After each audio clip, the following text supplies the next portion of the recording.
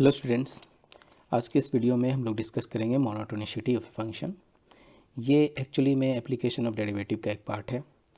तो इसमें किसी भी कर्व के इंक्रीजिंग और डिक्रीजिंग होने के जो नेचर हैं उसके बारे में स्टडी किया जाता है।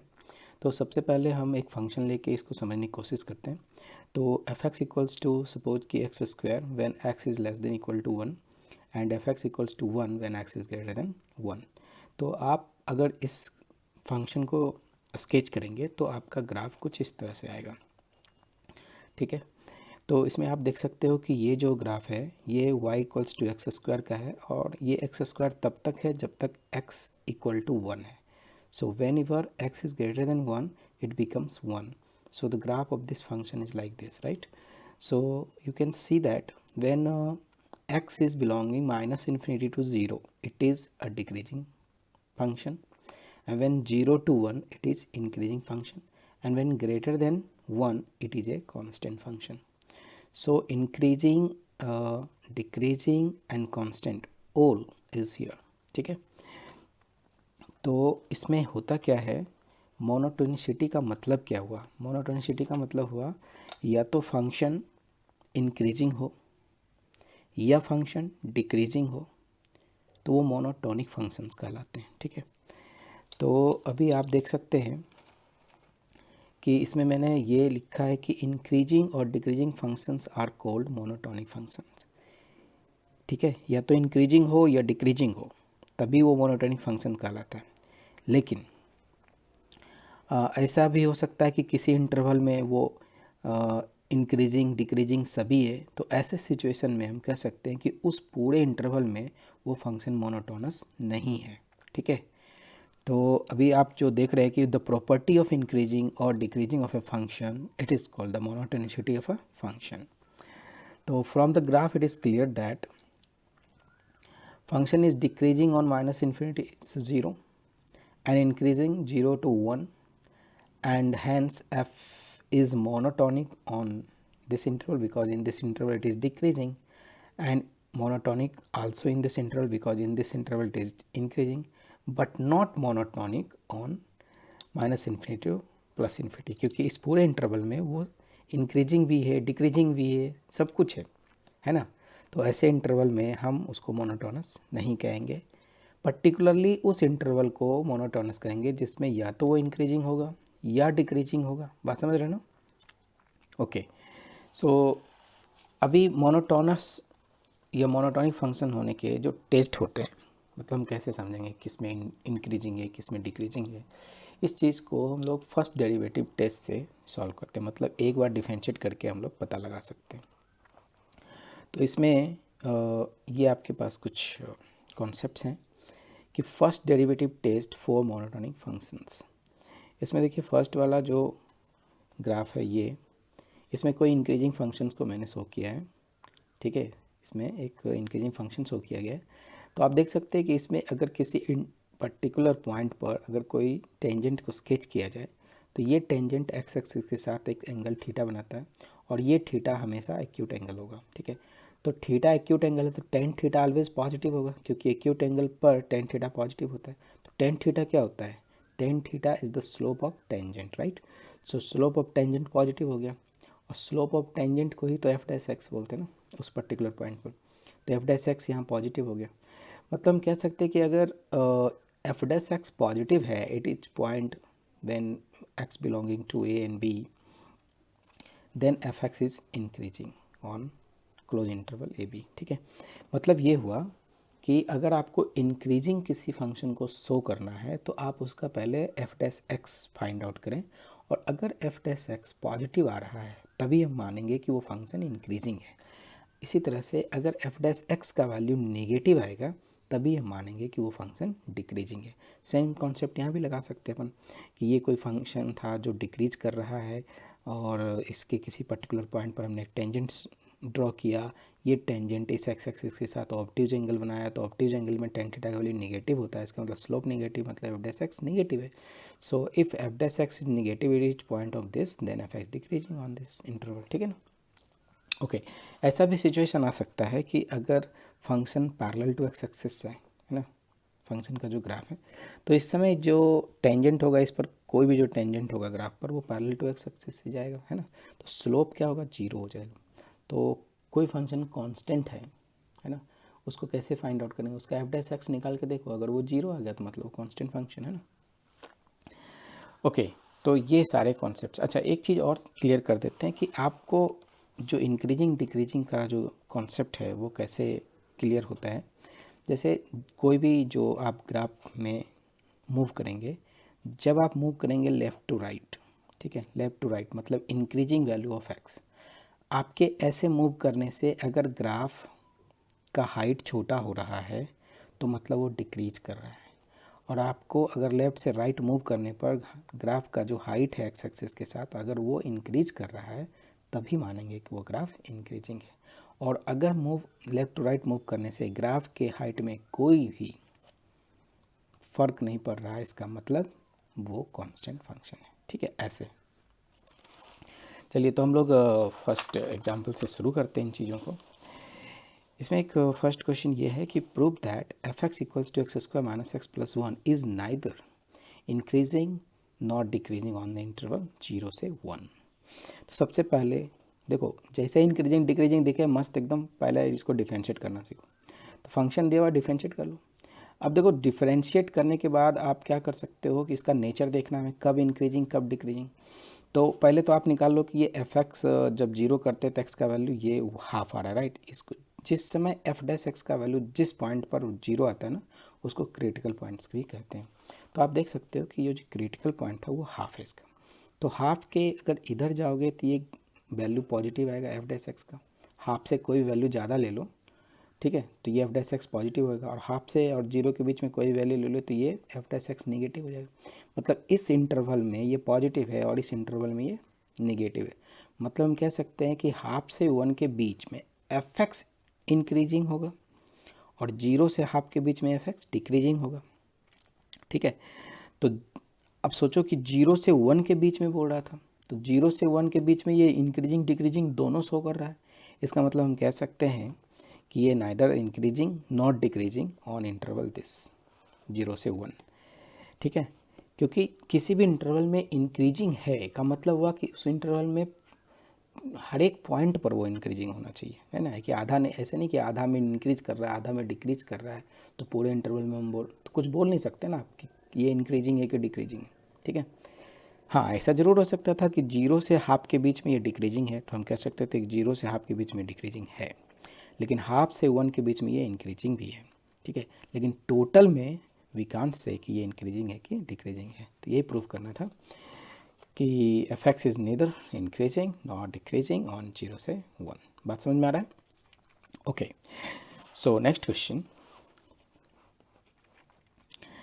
सो that f x is equal to इतना इज इंक्रीजिंग ऑन आर। देखो, ये जो क्वेश्चन का स्टेटमेंट है ना, ये बहुत इंटरेस्टिंग स्टेटमेंट है। इसमें क्वेश्चन ऐसे दिया रहता है, बहुत सारे ऐसे क्वेश्चन हैं कि F x is equal to something is increasing on R, मतलब ये दुनिया के हर एक एक्स के वैल्यू के लिए ये इंक्रीजिंग ही होगा। तो ऐसे सिचुएशन में आपको एफ डैश एक्स को हर हाल में पॉजिटिव प्रूफ करना होगा, तभी वो इंक्रीजिंग होगा, है ना। ओके, तो अभी आप सोचो कि एफ एक्स आपका क्या है, x Q minus 3x square plus 3x minus 100। F dash x जब आप निकालोगे दिया जाएगा 3x square minus 6x plus 3। इसको अपन लिख सकते हैं 3 कॉमन अगर ले लेते हैं तो इसको माइनस 2x प्लस 1। अब देखो ये क्या है, x माइनस 1 का होल स्क्वायर। अब सोचो दुनिया के कोई भी वैल्यू के लिए, दुनिया की कोई भी वैल्यू ऑफ x के लिए ये चीज़ तो स्क्वायर में तो पॉजिटिव ही होंगे, मतलब एफ डैश एक्स हर हाल में हमें पॉजिटिव ही मिल रहा है। इसलिए हम कह सकते हैं कि F x is increasing for और value of X minus infinity to plus infinity. इसको इसी तरह से हम लोग को सॉल्व करना चाहिए ना। अब देखो, दूसरा एक और क्वेश्चन है कि find the interval in which this function is increasing और डिक्रीजिंग। अब इसमें ये पूछा जा रहा है कि आप उस इंटरवल को बताइए जिसमें ये इंक्रीजिंग हो रहा है, या उस इंटरवल को बताइए जिसमें ये डिक्रीज हो रहा है, ठीक है। तो सबसे पहले आप क्या करेंगे, एफ डैश एक्स निकालेंगे। तो एफ डैश एक्स ये हो गया, इसको आप देखो इस इक्वेशन क्यूबिक इक्वेशन को अभी आप फैक्टराइज कर सकते हैं तो ऐसे आएगा, ठीक है। अब आप सोचो कि इसको अगर साइन स्कीम पर देखा जाए, साइन स्कीम के अकॉर्डिंग जो नंबर लाइन पर देखते हैं ना, तो इस तरह से ग्राफ जाएगा इसका। ये किसका ग्राफ आएगा? एफ डैश एक्स का, ठीक है, क्योंकि एफ डैश एक्स ये है, तो ये एफ डैश एक्स का है ग्राफ, ठीक है। अब आप सोचो कि इस इंटरवल में एफ डैश एक्स पॉजिटिव है, इस इंटरवल में एफ डैश एक्स पॉजिटिव है, तो हम कह सकते हैं कि जिस जिस इंटरवल में एफ डैश एक्स पॉजिटिव है उस इंटरवल में फंक्शन इंक्रीजिंग होगा। अच्छा, जिस इंटरवल में एफ डैश एक्स निगेटिव है उस इंटरवल में हम कह सकते हैं कि फंक्शन डिक्रीजिंग होगा। तो अभी आप देख रहे हैं कि एफ डैश एक्स निगेटिव है कब? जब माइनस इन्फिनिटी से 1 है और यूनियन 2 से 3, तो हम कह सकते हैं कि F x is decreasing in this interval, and in the same way F dash x is positive when 1 से 2 एंड यूनियन 3 से इन्फिनिटी, है ना, इस इंटरवल में वो पॉजिटिव है, तो कह सकते हैं कि F x is increasing in this interval. तो आपको एक इक्वेशन दिया रहेगा, पूछेगा किस इंटरवल इंक्रीजिंग किस इंटरवल डिक्रीजिंग। फर्स्ट क्लास में जाइए, पहले एफ डैश एक्स निकालिए, नंबर स्कीम पर जाइए, फिर देखिए कि साइन स्कीम के अकॉर्डिंग वो कहाँ पॉजिटिव कहाँ निगेटिव हो रहा है। जिस जिस जगह वो पॉजिटिव होगा वहाँ इंक्रीजिंग होगा, और जिस जिस जगह पर एफ डैश एक्स निगेटिव होगा वहाँ फंक्शन डिक्रीजिंग होगा, ठीक है। Okay, so next question is f x equals to 4 sin x minus 2x minus x cos x divided by 2 plus cos x when x belonging to 0 to 2 pi। तो कह रहा है find the interval in which F x is increasing and decreasing. ये देखो trigonometrical, right. तो सबसे पहले अपना काम क्या होता है? डिफरेंशिएट करना। तो इस फंक्शन को आप डिफरेंशिएट करें, डिफरेंशिएट करेंगे तो आपको cos x 4 minus cos x divided 2 plus cos x का होल स्क्वायर, इसको मैंने सॉल्व करके डायरेक्ट लिख दिया। तो इस तरह से आएगा। अब आप सोचो कि 4 माइनस कॉस एक्स का ज़्यादा से ज़्यादा वैल्यू कितना होता है? 1। तो 4 में 1 चला भी जाएगा तो 3 बचेगा, वो तो पॉजिटिव ही होंगे, यानी ये ऑलरेडी पॉजिटिव होगा हर हाल में, ठीक है। और 2 प्लस कॉस एक्स का होल स्क्वायर ये तो होगा ही, यानी फंक्शन पॉजिटिव होगा वो इस बात पर डिपेंड करेगा कि कॉस एक्स कब पॉजिटिव होगा। फंक्शन डिक्रीजिंग होगा वो भी इस बात पर डिपेंड करेगा कि कॉस एक्स कब निगेटिव होगा, ठीक है ना, क्योंकि ये ऑलरेडी पॉजिटिव है। तो so negative and positive value of F dash X will depend on cos X, ठीक है। तो अब आप सोचो कि जब हम ये मान के चल रहे हैं कि इंक्रीजिंग है तो एफ डैश एक्स पॉजिटिव होना चाहिए, मतलब ये पॉजिटिव होना चाहिए, मतलब कॉस एक्स पॉजिटिव होना चाहिए। और आप जानते हो कॉस एक्स का 0 से 2 पाई के बीच का ग्राफ कैसा होता है? ऐसा होता है। तो आप देख सकते हो 0 से 90 के बीच में ये पॉजिटिव है, और 3 पाई बाई 2 से 2 पाई के बीच में ये पॉजिटिव, मतलब इस इंटरवल में कॉस एक्स पॉजिटिव है, राइट। तो इसी इंटरवल में उसका जो एफ डैश एक्स होगा वो क्या होगा? पॉजिटिव, ठीक है। तो पॉजिटिव होगा, इसका मतलब फंक्शन इंक्रीज करेगा इस इंटरवल में, इसलिए इस इंटरवल में फंक्शन इज इंक्रीजिंग, ठीक है। दूसरी तरफ देख सकते हो जब एफ डैश एक्स नेगेटिव होगा, तब सोचो निगेटिव होगा मतलब ये निगेटिव होगा, मतलब कॉस एक्स कब निगेटिव होगा? जब हम पाई बाई 2 से 3 पाई बाई 2 के बीच चलेंगे। तो इस इंटरवल में कॉस एक्स निगेटिव है, मतलब ये निगेटिव है, मतलब एफ डैश एक्स निगेटिव है, तो इस इंटरवल में ही फंक्शन डिक्रीज करेगा, ठीक है। यानी हम कह सकते हैं कि F x is decreasing in this interval, okay. चलो एक और क्वेश्चन है कि फाइंड द वैल्यू ऑफ के for which the function this is monotonically increasing for all of. तो एफ डैश एक्स दिया हुआ, एफ डैश एक्स निकालते, ये कह रहा है मोनोटोनिकली इंक्रीजिंग है, तो ठीक है, एफ डैश एक्स मतलब फंक्शन क्या है? इंक्रीज कर रहा है, तो एफ डैश एक्स पॉजिटिव मानेंगे। तो पॉजिटिव मानेंगे तो ये जो क्वाड्रेटिक इक्वेशन है ये पॉजिटिव हो जाएगा। अब आप जानते हैं कि क्वाड्रेटिक इक्वेशन पॉजिटिव कब होता है? जब अगर ग्रेटर देन इक्वल टू है तो उसका जो डिस्क्रिमिनेंट होगा वो नेगेटिव होगा, क्योंकि कोई सॉल्यूशन ही नहीं है। ग्रेटर देन इक्वल टू अगर है तो डी भी लेस देन इक्वल टू होगा, ओके। तो इस सिचुएशन में अगर देखो तो डी अगर निकालना हो तो क्या होगा? बी स्क्वायर माइनस 4ac, तो इसका बी स्क्वायर माइनस 4ac निकालो, के स्क्वायर माइनस 3 आ जाएगा इधर। तो इसको ऐसा लिख सकते हैं, इसको फैक्टराइज कर दो, फिर साइन स्कीम पर जाओ, -√3 और +√3 के बीच में ही होगा। तो देखो इधर इधर पॉजिटिव इधर निगेटिव है, ठीक है। तो ये तो कह रहा था कि भाई डी निगेटिव होना चाहिए। कब डी निगेटिव होगा? जब -√3 से +√3 के बीच में मूव करेंगे। तो के जब इसमें मूव करेगा तभी एफ डैश एक्स पॉजिटिव होगा, और एफ डैश एक्स पॉजिटिव होगा तो मतलब फंक्शन इंक्रीज करेगा, मतलब के का वैल्यू ये होना चाहिए, ओके। अभी आपके पास ये प्रॉब्लम है, देखो find the interval of monotonicity of this function. Function ये है, आपको इंटरवल निकालना किस में? ये मोनोटोनिसिटी, मतलब किस में, या तो ये इंक्रीजिंग है या डिक्रीजिंग है, ऐसा। तो आप देख सकते हो कि ये जो फंक्शन है इसको अगर डिफरेंशिएट किया जाए तो कुछ ऐसा आएगा, ये कट जाने के बाद 1/√(1 + x² आएगा। ठीक है, अब आप सोचो कि √(1 + x² है, ये हमेशा क्या होगा, greater than for all of value of x, क्योंकि x का कोई वैल्यू रखे स्क्वायर है तो पॉजिटिव होंगे, पॉजिटिव हो गए, यानी कि f' पॉजिटिव हो रहा है फॉर ऑल x। ठीक है ना, इसका मतलब हम कह सकते हैं कि f(x) is increasing on -∞ to +∞, very simple. Okay, तो एक और जो इस मोनोटोनिसिटी में जो क्वेश्चन आता है कि इसमें एप्लीकेशन होता है कि किसी भी इनइक्वालिटी को कैसे हम प्रूफ करते हैं, कैसे प्रूफ करना है इस इनइक्वालिटी को। Prove that e⁻x greater than 1 + x for all x जब इस इंटरवल में बिलोंग करते हैं। एक इंटरवल दे दिया आपको, प्रूफ करने का रहा है कि इस इंटरवल में ये प्रूव करें कि ये e⁻x is greater than 1 + x। तो सबसे पहले देखो, इसको सॉल्व करने का टेक्निक ये है कि आप सबको लेफ्ट में ले आओ और उसको फंक्शन मान लो। जैसे e⁻x -1 - x, इसको हमने मान लिया फंक्शन। एक बार डिफरेंशिएट करो तो इसका डिफरेंशिएशन दिस, इसका 0, फिर इसका -1, तो इसका डिफरेंशिएशन हो गया e⁻x -1। अब आप सोचो कि जब x बिलोंग कर रहा है 0 से 1, ठीक है, तो अभी आप सोचो कि अगर 0 भी यहाँ रख दें तो ये 1 - 1 0 होगा, लेकिन ये तो 0 से थोड़ा सा बड़ा है, तो इसका मतलब e⁻0 से कोई भी थोड़ा सा बड़ा तो वो 1 से ज़्यादा आ जाएगा ना, तो 1 - 1 से ज़्यादा बड़ा -1 भी पॉजिटिव ही आएंगे, यानी इस इंटरवल में f' पॉजिटिव आ रहा है। ठीक है, तो इसका मतलब है कि f(x) इंक्रीजिंग फंक्शन होगा इस इंटरवल में।